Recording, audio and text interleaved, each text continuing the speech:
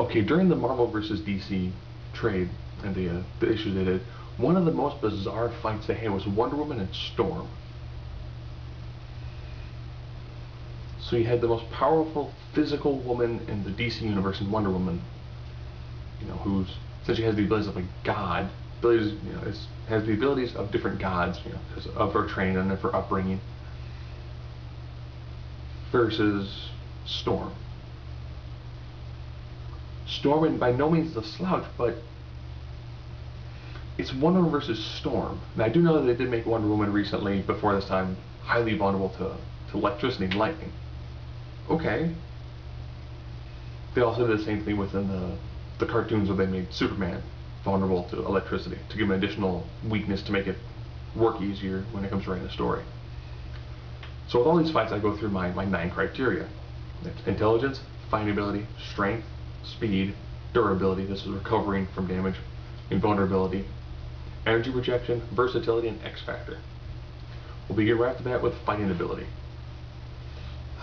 While Storm is a really good, solid hand-to-hand fighter, she is by no stretch in the same league as Wonder Woman. Now we're going to strength. That's Wonder Woman. Speed.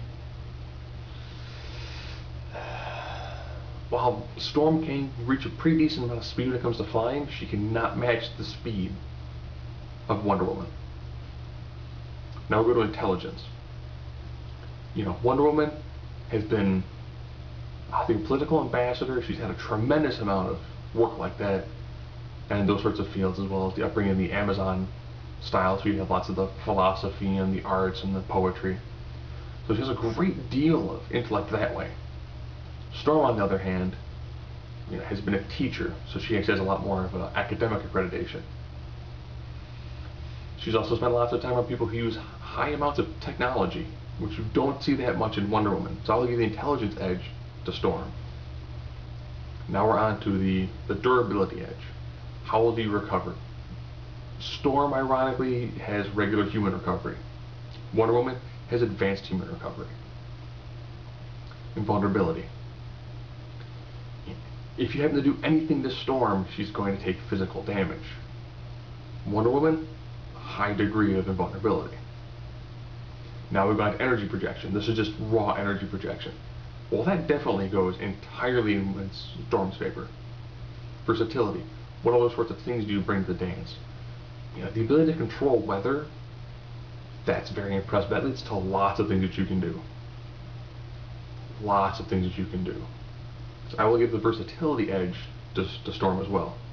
Now it comes down to the X factor. X factor pretty much comes down to whatever sort of thing isn't covered in the other scenarios. And I'll give that one also to Storm. Predominantly because with the ability to control lightning and thunderstorms and all that, and fighting somebody who is relatively weak to lightning, a couple of good shots could potentially put Wonder Woman down. However, having recently reread through these issues, Wonder Woman gets a hold of Storm's ankle. Now, knowing these fights are kind of for keeps, she pretty easily could just, when she had a hold of her ankle, had just thrown her to the ground. Pretty much if Wonder Woman lays even the slightest hand on Storm, she's going to win. Will she really fight as hard as she could have? Not as much. But still, that was probably by far one of the absolute most lopsided victories in the whole Marvel vs. DC storyline.